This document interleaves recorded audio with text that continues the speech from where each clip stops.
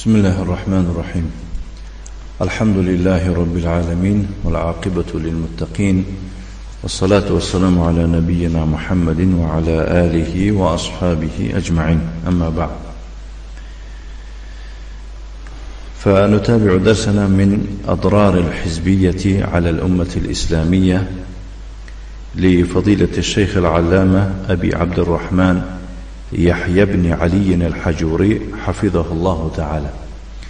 اینک ما درس‌های خود را به عون الله حق سبحانه و تعالی دوام می‌دهیم از کتاب اضرار الحزبیة علی الامة الاسلامیه، یعنی ضررهای حزبگرایی بر سر امت اسلام، یعنی همین حزب تشکیل کردن، حزبی شدن چه خیلی در سر امت اسلام ضرر می‌آورد. همین را شیخ در این رساله بزرگ ذکر می‌کند. کتاب از آن شیخ علامه ابو عبد الرحمن یحیی ابن علی حجوری حفظه الله تعالی است. شیخ حالا هم ذکر میکند خیلی ضرری امین حزبگرایی که امتان پیشینه را هیچ راه نداد که حقیقت را فهمند، ایمان بیاورند، حتی ایشان را به چنان زینه رسانید که یعنی سخنهای الله را، سخنهای پیغمبراشون پایمال کردن و کافر شدن. بنابراین شیخ چندین مثال ها از تاریخ و گویم از قرآن و از حدیث ذکر میکنند. خیلی پیغمبر صلی الله علیه و آله و سلم در مدینه یکمین چیزی تشکیل کرد، میانی مهاجر و انصاری ها و اینها را برادر کرد.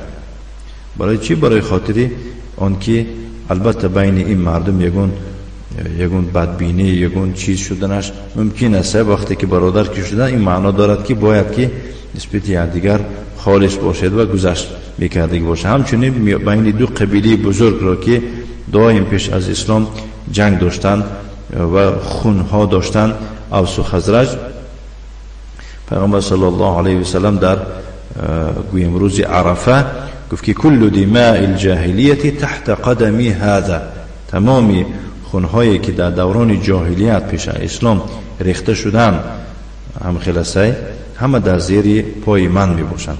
یعنی همه تمام از این امروز اعتبارا یگان کس با مقابل یک کسی دیگر یگان دعوا ندارد. برای چی؟ برای خاطر اون که پگه با ما با یک کس نگود که پیش اسلام انا یا وقتا فلان خیشته بود، فلان خیشته باری من کشتگی بود، گفته یگون بدبینی و کینه نشود. اکنون بارک الله فیکم درس امروزی ما آغاز می‌یابد آنجا که شیخ ذکر میکنه از سوره هود آیه 84 تا 87 میفرماید که شیخ وانظر تحزب قوم نبی الله شعیب، اکنون بنگر با حزبگرایی قومی پیغمبر الله شعیب، یک پیغمبر از پیغمبران الله به نام شعیب پیغمبر است. قوم او چخیل حزبگرایی کردن و حزب تشکیل کنی و مشغول شدن. الله سبحانه و تعالی در این مورد ذکر میکند که و الی مدین اخاهم شعیبا، و ما به مدین برادرشونه، یعنی که از جنس خودشان، از قبیله خودشان، از مردم خودشان، شعیب گفتگی کس را مبعوث گردانیدیم، پیغمبر کرده فرستانیدیم. قال یا قوم اعبدوا الله ما لكم من اله غیره، به مردم گفت ای مردم من، ای قوم من، شما الله را عبادت کنید.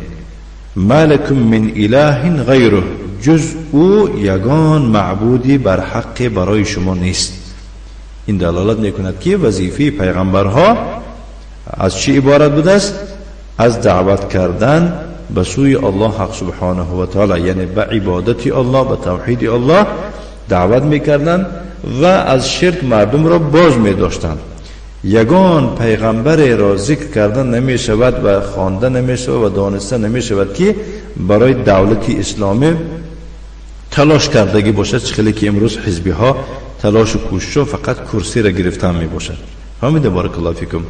برای همین کرسی را گرفتن اینها بیچاره ها در همه کارها تیار هستند که زنای بیگانه قطع یک جایه سفر کنند، تیار هستند که با زنای بیگانه صحبت کنند، تیار هستند که زنهای بیگانه را چیکار کنند، در صفشان گرفته در برآمدها، در تریبونها، منبرها برآمد کنند، بی‌ناموسی کرده.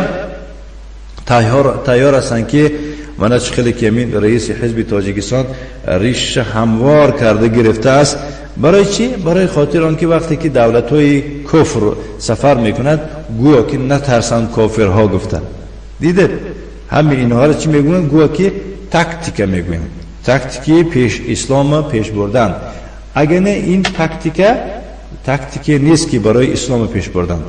هیچ ممکن نیست که شخص به طریق حرام، برای حرام اسلام پیش برد. فهمیدید؟ راهبر حزب نهضت اسلامی تاجیکستان خب انا چیکار کرده است؟ به طریق حرام اسلام پیش برده ایستاده است. فهمیدید؟ بارک الله فیکم. این گمراهی است. نه. و بارک الله فیکم، انا وظیفه ما و شما که در واقع اسلام پیش می بردنی باشیم و میراثبر پیغمبر باشیم، واقعا ما باید به مردم یعنی که گوییم که اعبدوا الله ما لكم من اله غیره. امروز مردم قبر پرستی میکنن، امروز مردم ایشان پرستی میکنن، امروز مردم یعنی که نظر و نیازهای شرکی دارن، امروز مردم از الله بیگانن، امروز مردم از توحید ربوبیت و الوهیت و اسما و صفات بیگانه هستند، امروز مردم به بدعت و خرافات مشغول شده ایستادن، از سنت و از حقیقت دور شده هستند. بس چرا ما امروز این مردمی بی سواد با سرگردان کرده برای تشکیل کردن یعنی که دولت اسلامی سرگردان کرده ایستادیم؟ کی حق داره؟ بنابراین این عبرت است. این برای چی درباره شعیب پیغمبر برای من و شما نقل میکند؟ اینها را الله سبحانه و تعالی نقل میکند در قرآن تا اینکه ما و شما فهمیم که وظیفه پیغمبران و وظیفه میراثبران پیغمبران از چی عبارت میباشد. میگفتند که اعبدوا الله ما لكم من اله غیره، الله را عبادت کنید، برای شما جز او یگان معبودی بر حق نیست. ولا تنقصوا المکیال والمیزان. انا بعد از توحید، دعوت به توحید و باز داشتن از شرک، بعد به دیگه مسئله ها، به دیگه کارهای معصیت، اینا باشد چیه؟ فقط یعنی که درباره عرق می نوشن، انا خب چیکار میکنن؟ زنا میکنن، گفته اینا مردم سخت میگیرن و چیکار میکنن؟ فقط صحبتشون در منبر عظمی عبارت است. فهمیده؟ بارک الله فیکم. نه، اینها مسئله های در کاری هم باید گفته شود. درباره قباحت زنا باید درباره ریش تراشیدن قباحتش گفته شود، باید درباره یعنی که سطر گفته شود. لیکن پیش از این در مد اول باید که مردم به توحید شناس کنه، مردم به شرک شناس کنه. بارک الله فیکم. ببینید شعیب پیغمبر مردم گفته است که اعبدوا الله را عبادت کنید، ما لكم من اله غیره، برای شما جز الله یگان معبودی بر حق نیست. بعد دیگه کارهای جنایتی که مردم میکردن چه ذکر میکنه، میگه که ولا تنقصوا المکیال والمیزان، در چینک و در ترازوها نقصان کاری نکنید. فهمیدید؟ در چین کردن یک وقتی که شما سودا میکنید باید دیگه به طریق چین کردن میفروشید. چین مثلا خواهد در کاسه، خواهد در بانک، خواهد میساگنیم در چپته. والمیزان ترازو کمبوده و نقصان نکنید.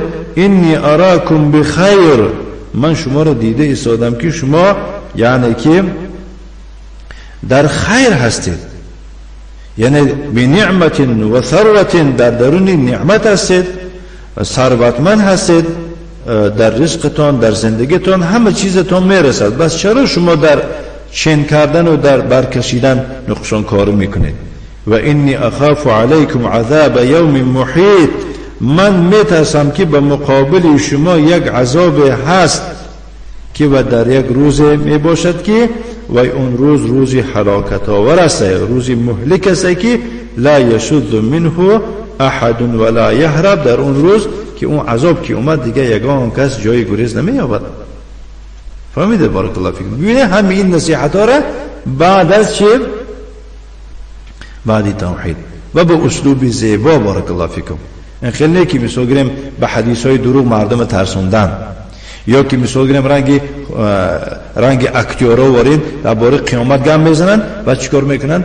کینوها را وای میکنن چخه زمین چپ شده نشه. مردم به صورت نشون میدین، مردم به خودروی فیلم میترسانی. بارک الله فیک.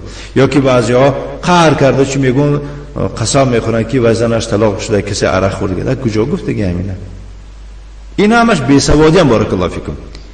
و بعضی ملاها از منبر همین یعنی که با همین قصه های دروغ داد زدن دوست می‌دارد. فهمیدید؟ با قصه های دروغ، با فتواهای دروغ، با عقیده های دروغ داد زدن دوست می‌دارد. این نشانه بیسوادی اوست. فهمیدید؟ و یا قومی اوفوا المکیال والمیزان بالقسط. ای مردم من، اوفوا المکیال والمیزان، یعنی در وقتی چین کردن و برکشیدن شما پر کار کنید. بالقسط ای بالعدل، عدالت کرده کار کنید. چین کرده میدهید توری امون لازم میدهید، بر میکشید توری لازم. ولا تبخسوا الناس اشیاءهم، لا تبخسوا ای لا تنقصوا، مردم در چیز چارشان شما چیکار نکنید؟ تنقیسی نکنید. مردم یعنی که کستگی نکنید نسبت مردم در چیز چارشان. مراد از چیز چارشان یعنی که حاجاتهم، حاجتای مردم فریب کرده چی پایمان نکنید. ولا تعثوا فی الارض مفسدین ای لا تفسدوا، شما در زمین به فساد دست نزنید، زمین ویران نکنید. انمی کار شما باعث آن میشد که زمین ویران بشد. فهمیده؟ در روی زمین برکت نیست میشود به سبب انمین از توحید دور شدنتان، به سبب شرک ورزیدنتان، به سبب انمین دیگه کارهای معصیت دست دادنتان زمین ویران میشه در کثافت شما. بقیت الله خیر لکم، یعنی ما ابقاه الله لكم من الحلال والاجر على ذلك خیر لكم، همون چیزی که الله برایتان تقدیر کرده است، روزی بخشیده است، اون حلالی که شما دارید، بنابر تناول این حلال خود کم باشد اجر و ثوابتون میدهد، این برای شما بهتر است این کنتم مؤمنین، اگر شما مؤمنی واقعی باشید. و ما انا علیکم بحفیظ، من در بالای شما یعنی نگهبان نیستم، من شما رو نگهبان نیستم. رقیب علی طبق اعمال شما، مثال گیریم من کنترل کننده نیستم که من دائم خبر گرفته هستم که شما کن گپی من میگیره نمیگیره. من نصیحت کرده شدم. فهمیدید؟ قالوا یا شعیب اصلاتك تأمرك ان نترك ما یعبد آباؤنا.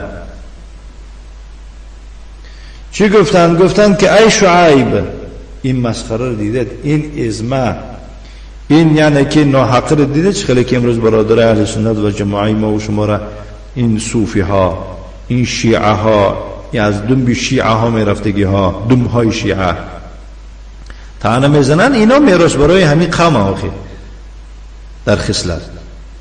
گفتن که ای شعیب اصلاتك تأمرك ان نترك ما یعبد آباؤنا، گفتن که همین نمازت تو را امر کرده شده است که ما باید که اون عبادت رو که پدران ما میکردن ترک کنیم، یا اون چیزی که پدرای ما عبادت میکردن ترک کنیم. این نمازت تو را گفته شده است، یعنی همین نمازی معروفه که یعنی که اتهام کرده او را همین نمازت تو را رسوا کرده است که امروز تو یعنی که مخالفی یعنی چه اونه می هستی که ما پدران ما عبادت میکنن. او ان نفعل فی اموالنا ما نشاء، یا که همین نمازت باشد تو را عمل کرده شده است که ما باید که ترک کنیم چرا؟ یعنی که این نقصان کاره را در مالهای خود ما او ما نشد خیلی که موافق به تعبیر خود ما است، لأن نتراضین علیه، ما باید یکدیگر فریب هم کنیم، کم دهیم کم گیریم، همش روز به روزی که یکدیگر ما هستیم. فهمیده؟ همین نمازه تو را همین کارا کردن و اجازه نمیده امر ما. انک لانت الحلیم الرشید گفته، یعنی که استهزا کرده، هر آینه تو ملایم هستی، الرشید تو یعنی که راه یافتگی تو هستی. گفتن قالوه سخریتا و استهزا، این از روی مسخره گفتن، یعنی که همین فقط حق میدونستی که تو بود هستیده. عجب باستهار واستهزاء لذلك النبي العظيم الكريم. انا با همین پیغمبری بزرگ علیه الصلاة والسلام، با همین پیغمبری گرامی از روی مذاق، مسخره، ازمه، استهزاء چنین جواب ها دادن. با کدام سبب این خیل اینا جرأت کردند و این خیل جواب گرداندن پیغمبری الله را؟ بسبب العصبیت الحزبیت لقومهم. انا این هم به سبب انمون عصبیت، محلگرایی، حزبگرایی نسبت قومشون، جانبداری قومشون. و هكذا فرعون ينفخ قومه بالعصبية الحزبية. همچنین قصه فرعون به همه معروف است. این هم یعنی که در قوم خود عصبیت و حزبیت دمید، فهمیدید؟ پهن کرده بین قوم خود. چخیلی که الله سبحانه و تعالی می فرماید، نقل میکنه درباره فرعون چی گفت؟ یا قومی الیس لی ملک مصر. نگاه کنید ای مردمی من، آیا ملک و سلطنت مصر برای من نیست؟ یا قومی الیس لی ملک مصر. ای مردمی من، ای مردم، آخر همین ملک و پادشاهی و مثال گیریم سلطنت مصر برای من نیست؟ دیدی شده که همش برای ازانی منه. و هذه الانهار تجری من تحتی، این جویها رو بینید همه به زیر من میگذرن. یعنی انهار نیل، در همون دریاهای نیل گفته شده است. افلا تبصرون، آیا شما نمیبینید؟ اینجا معناش چیه؟ بلکه شما دیده ایستید که اینا همش از آن من هستن. یا که مثال گیریم افلا تبصرون چه؟ ترون ما انا فیه من العظمه، شما مگر نمیبینه؟ یعنی دیده ایستید چخیل من این عظمت و این بزرگی را دارم. ام انا خیر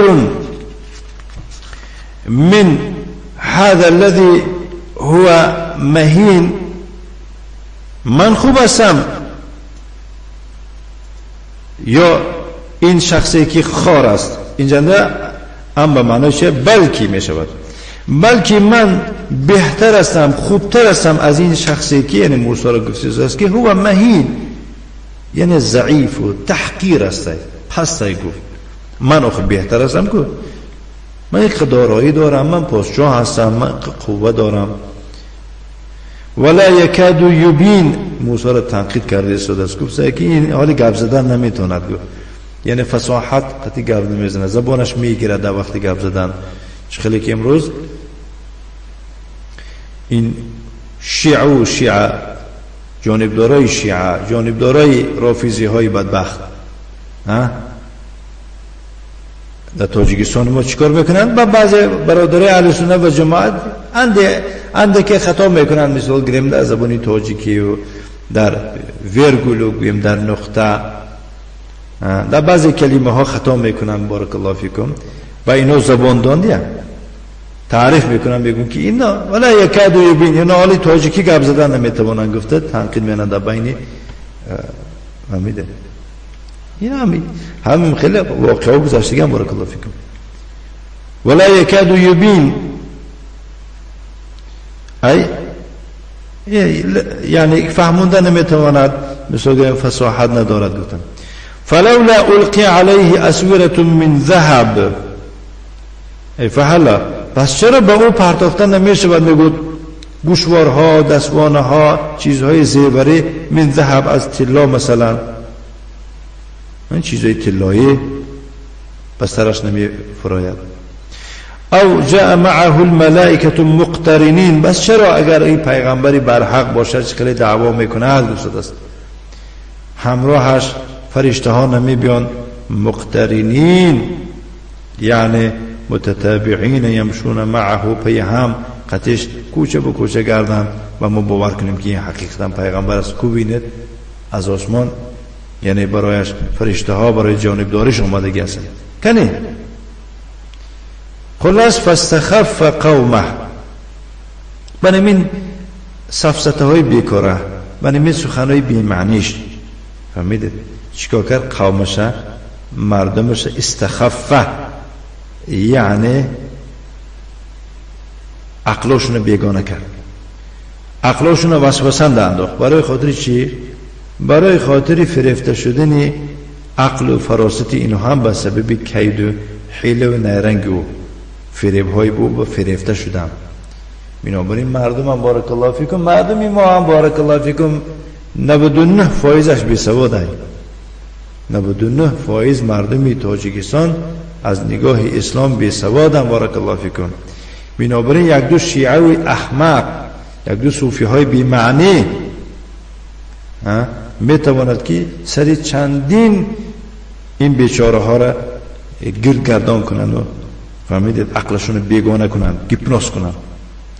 فاطاعوه، در نتیجه مردم او را اطاعتش کردند، گفتن راست میگوی، حقیقتا تو پادشاه هستی، حقیقتا این تو این هستی، تو آن هستی، این موسی حقیقتا این فصاحت ندارد. گفتن حقیقتا پیغمبر باشد، بس چرا اینه که از آسمان برای او طلا و نقره چیزهای زر و زیور نازل نمیشود، بس چرا به جانبداری او فرشته ها نمیفرند؟ تو راست گفتی، گفته او را اطاعتش کردند. فهمیدید؟ یعنی پیرویش کردن. فهمیده؟ بارک الله فیکم. انهم كانوا قوما فاسقین، انا همینها قومی فاسق شدن به سبب فرعون اطاعت کردنشون، قومی فاسق شدند، یعنی خارجین عن الطاعه، از طاعت الله، از طاعت پیغمبر برآمدند. فلما اسفونا انتقمنا منهم، وقتی که این مردم اسفونا ای اغضبونا، ما را در غضب آوردن، در اینجا اسف صفة حقيقية ثابتة لله سبحانه وتعالى كما يليق به. لفظ اسف این صفت حقیقی است، ثابت است برای الله سبحانه و تعالی، چه خیلی که به او لایق است. وقتی که این مردم ما را در غضب آوردن، گفتار و کردارشون باعث غضب شد، ما چیکار کردیم؟ انتقمنا منهم، از ایشان انتقام گرفتیم، یعنی عاقبنا، ما اونها را عذاب کردیم. فاغرقناهم اجمعین، همه را زیر آب کردیم، غرق کردیم با آب. فجعلناهم سلفا و مثلا للآخرین، ما چیکار کردیم؟ ویها را میگود الله سبحانه و تعالی همچون سلف، یعنی حجت برای هلاک شوندگان بعدی ویها چه قرار دادیم، و همچون مثل، یعنی همچون عبرت، پند برای دیگرها انمی کار کردیم، دیگرها عبرت گیرند. لیکن متاسفانه بسیار کسا عبرت نمیگیرند. چقدر این کافرها به کشورهای مصر سفر میکنن، تماشا میکنن اون قصر و اون یعنی که قبر و دیگه چیزهای فرعونه، عبرت نمیگیرن. نه.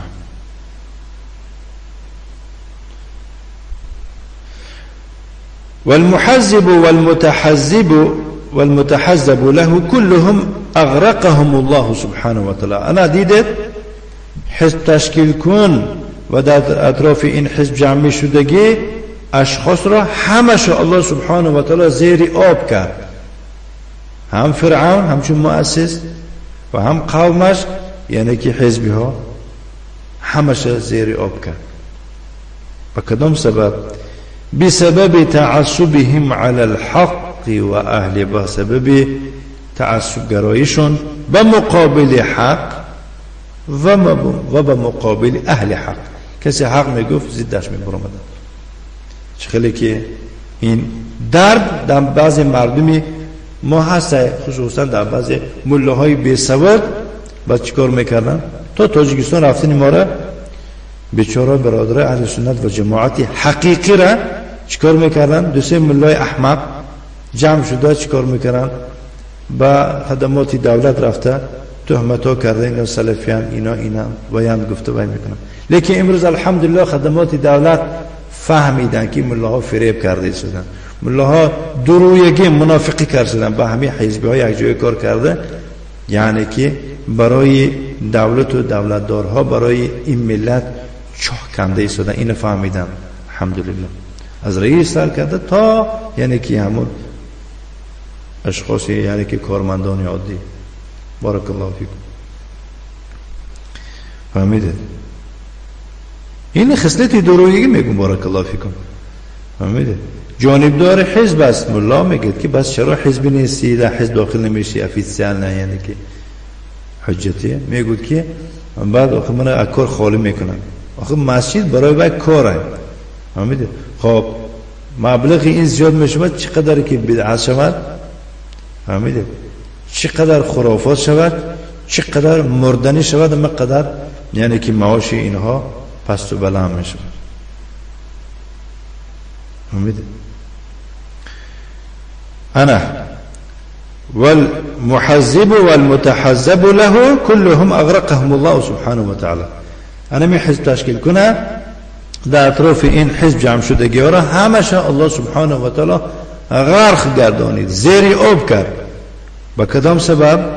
بسبب تعصبهم على الحق و اهل، بسبب تعصب گرایشون، حزب گرایشون به مقابل حق و به مقابل اهل حق. همین حزبی ها را بارک الله فیکم به مقابل حق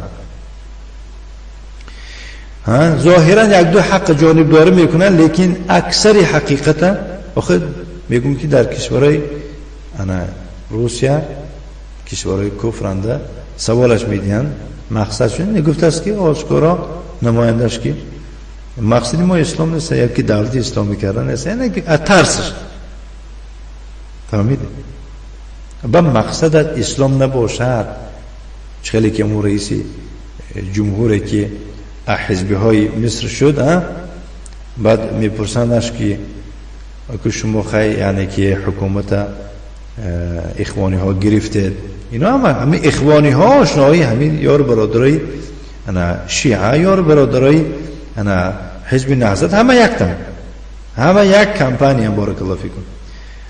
حکومت میگرد و تبرش یعنی که اسلامه کارسپاندنت یعنی که میپرستش که خب در کتاب شما گفته است، در کتاب شما دزد دستش بریدن و زناکار سنگسار کردن و هاکذا، اینا چی میگه این مسئله؟ باید است که اینا مسئله، این مسئله های یعنی که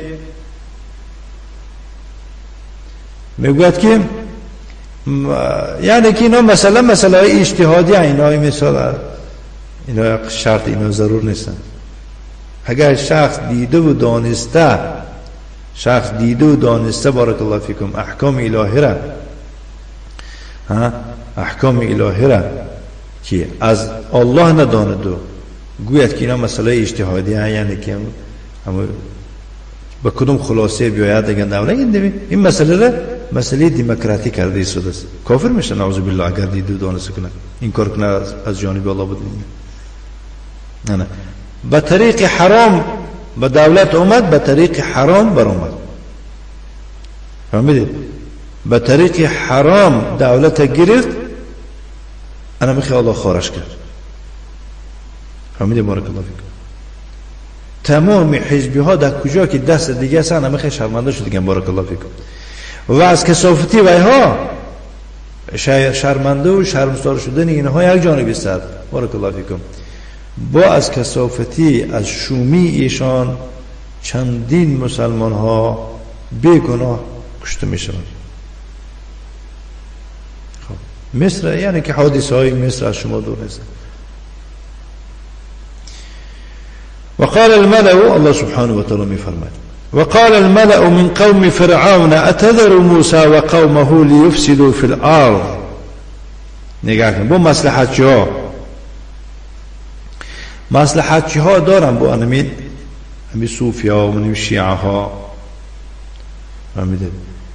مردم یعنی آدمای با نفوذ آمده از قوم فرعون، نزد فرعون آمده، اقساقال میگوی اینا را به زبونی مردمی ما.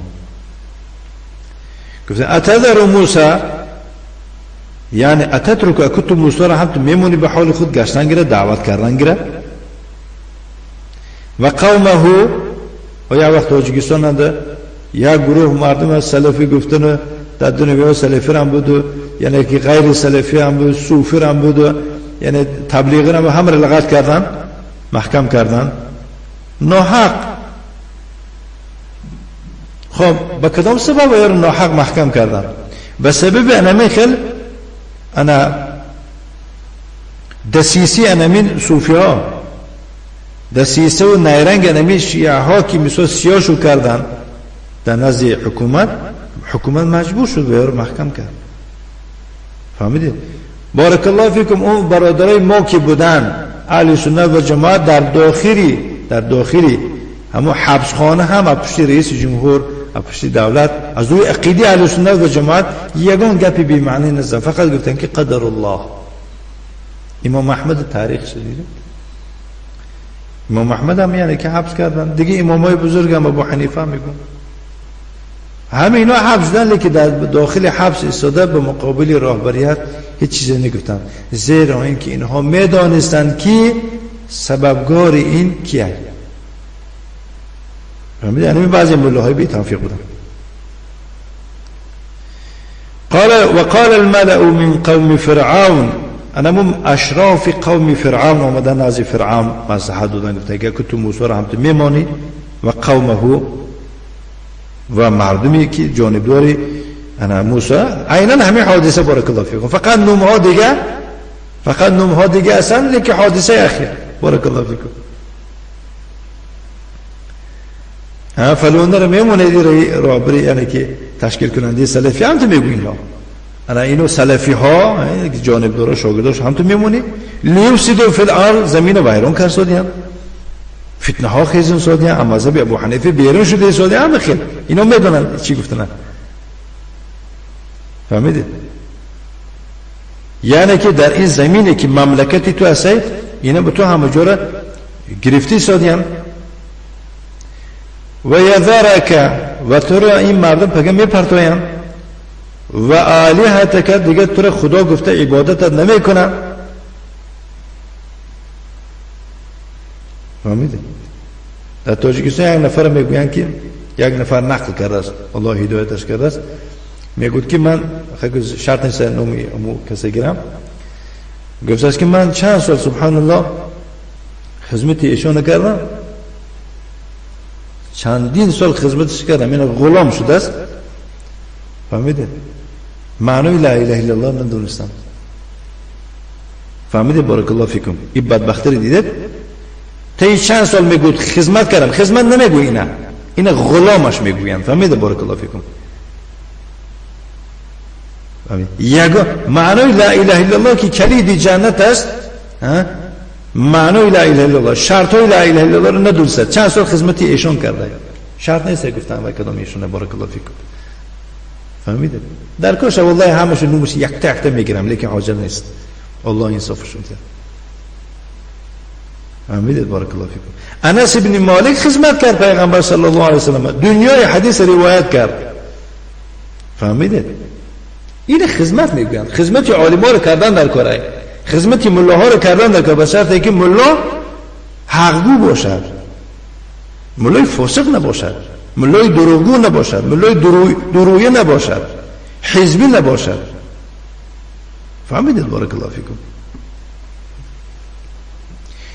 این ملاهای ما بارک الله فیکم نقض میبینن که مردم بسواد باشد، رنگ گوسفند باشد. فهمیدید؟ مرگوت مردم مردنش در کاره ترپیده. فهمیده؟ این نقض میبینم ملاها چقدر که بی سواد باشن مردم همه قدر یعنی که کنترل کردن این ملاها آسان شدن میگیرد. چقدر که اینها در کشورهای اسلامی همچون عربستان سعودی و مصر و دیگه دولت‌های اسلامی ده تحصیل کنن همین قدر درد و علم این ملاها بالخصوص یعنی که جانبدارای شیعه دیوانه شدن میگیرن. چرا؟ آخه بیسوادی اینها با آشکار میشه. بارک الله فیکم. فهمیدید؟ یک ملا در کشور قزاقستان، ملای مشهور از تاجیک‌های نامش ذکر نمیکنم، هر سال چند نفر از برادرای از مسلمانای قزاقستان به ایران میفرستند است. با گفتن که ای آخه تو این بچه‌ها رو ایران میفرستونی، پگه اینا شیعه شده میبین در دستری تو میشن. نگه در دستری من نمیشن، اینا پگه شیعه میشن میگود میبین بین خود زد خود منن دولت همش محکم میکنن. نگود فهمیده؟ تا چند سال امام خطیب شده است، زیاده از 20 سال امام خطیب شده است. بارک الله فیکم. یک شاگرد قزاق لا اله الا الله یاد نداده. باور میکنه؟ حتی در مذهب ابو حنیفه خیلی یگون چیزش یاد نداده. برای چی؟ برای خاطر آن که این قزاق‌ها برادرای قزاق اگر یک چیزی فهمن اسلام فهمن من جامعه میگیرن گفته به همین مقصد. لیکن الحمدلله حق خیر جوش میگیرد. چندین مراتبه برادرها او را شرمنده و شرمسار کرده. به ناحق بعضی انسان هستن که حق میگوید از وظیفه آزاد میشن. فهمیده؟ بارک الله فیک. این نقص فهمید. بعضی انسان ها برادر اهل سنت و جماعت حق گفته از وظیفه خالی میشن. فهمیده؟ مردم حق طلب نمیکنن. بسیار مردم مثلا جاهلی بی سواد.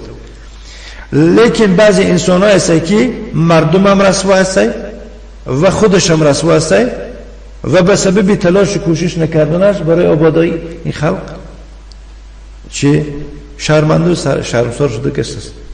انا عاقبتی یعنی که به کشورهای شیعه میشدگی طلبا رو فرستنده. انا من خیل بارک الله فیکم. اشراف قوم فرعون به نزد فرعون آمدن گفتن که تو اکو موسی را به یک طرفدارو و جانبداراش به قومش مردمش میمانی که اکو در این مملکتی تو فسادکاری میکنه، همه را عقیدوی میکنه، همه را موحد میکنه. وقتی که به موحد شدن و یادرک دیگه تو را میپرتوین، ترکت میکنن و آلیت که دیگه تو را خدا نمیگوین، الربوبیتی تو دست میکشن. نعوذ بالله. بچی قرار با اومد گفت که قال سنقتل ابناءهم و نستحیی نساءهم. پسرهاشون رو به قتل میرسونیم، یعنی مردینه رو میکشیم، زنهاشون در قید حیات میمونیم. فهمیدید این تاکتیکشه؟ این استبقیان برای زنهاشون برای خدمت برای کار فرمودن میمونیمشون. در دور مهاجرت یعنی که گویا که مهاجر شدن صدقی هجرت شدن هجرت میکنن، گویا که اون بعضی نمایندای کلون یا لیدرها گویم پاکستان و ایران و همجا میرد و به فکرم در پاکستان یک نمایندهش میباید بس سوالش میدم میگون که یک کسی نالیده میگود که این وهابی ها یعنی که کسانی که در سعودی میخوانن اینا رو در نظر دارن، این وهابی ها پگه تاجیکستان داخل شما اگر ما دولت تاجیکستان اسلامیش کنیم بعد چی ما چخل رفتار و چخل معامله میکنیم به این وهابی ها که اینا رفع یدای میکنند و آمین جهره میگویند با این بی عقل بی سواد چی گفته؟ گفته که شما پروا نکنید انشاءالله الله برای ما و شما نصیب کند که تاجیکستان دوباره از دست یعنی که از دست اینا دولت دارای پیشینه گیریم با برای اینها علاهیده با یعنی صحبت میکنیم، یعنی که مسئله اینا رو دیدن آسان است. برای همین الله سبحانه و تعالی نصیبشون نکرد. غرضی بعد که داشتن شرمنده‌وار اومدن تاجیکستان در اومدن. فهمیدید؟ شرمنده‌وار تاجیکستان در اومدن، حالا شرمنده. فهمیدید؟ انا من نیتی بعد قال سنقتل ابناءه و نستحیی نساءهم، یعنی پسراشون میکشیم گفت فرعون، زناشون برای خدمت فرمودن کار فرمودن همچون غلام زنده میمونیم. و این فوقهم قاهرون، ما در بالای ویها همچون یعنی که غالب قادر میشویم که دیگه جنبیدن نمیتوانم. خب فهمیدید؟ قال موسی گفت لقومه برای مردمش استعینوا بالله، از الله مدد جویید. دیدید؟ از الله مدد جویید، یعنی که اینجا پرسیدن یاردم از الله میشه. واصبروا، صبر کنید. دیدید در تمامی مشکلات برای حق پیش بردن از کی یاردم پرسیدن در کار است؟ اینها میگریزن ایران میرن، ایران یاردم میپرسن.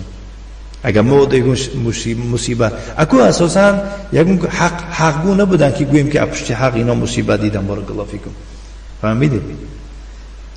و یاردم از الله میپرسید. واصبروا، صبر کنه. اینا بی صبر میکنن. فهمیدید؟ اینا نو صبر میکنن. صبر در طاعت الله میشه. فهمیدید؟ صبر از معصیت میشود که نکنیم و صبر در تقدیر علم آوری الله میشود. بارک الله فیک. فهمیدید؟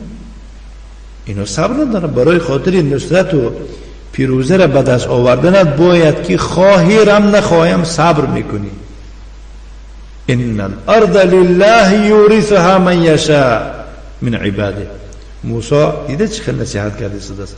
نصیحتی راهبر باید نسبتی مردم هم خیلی باشد. گفت که پروا نکنه، شما از الله یاردم پرسیدن گیرید و با صبر باشید. البته زمین از آن الله است. این زمین فرعون نیست و فرعونیان زمینش نیست. این زمین که زمین الله هست و ای را به کسی از بندگانش خواهد یورثها، ای یعطیها، عطا میبخشد. خب برای خاطر این چیکار کردن در کارای؟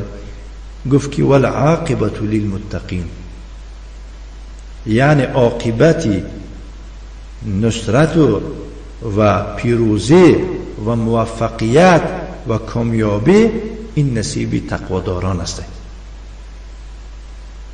امین. یعنی برای خاطر آن که شما نصیبتان کند غلبه علیه دشمن، علیه کافر، امین، باید که شما تقوادار باشید.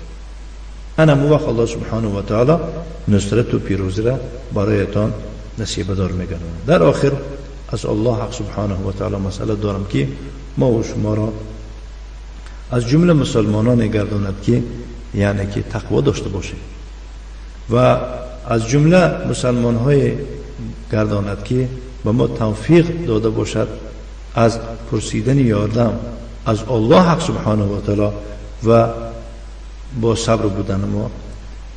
وصلى اللهم وسلم على نبينا محمد وعلى آله وأصحابه وسلم تسليما مزيدا والحمد لله رب العالمين.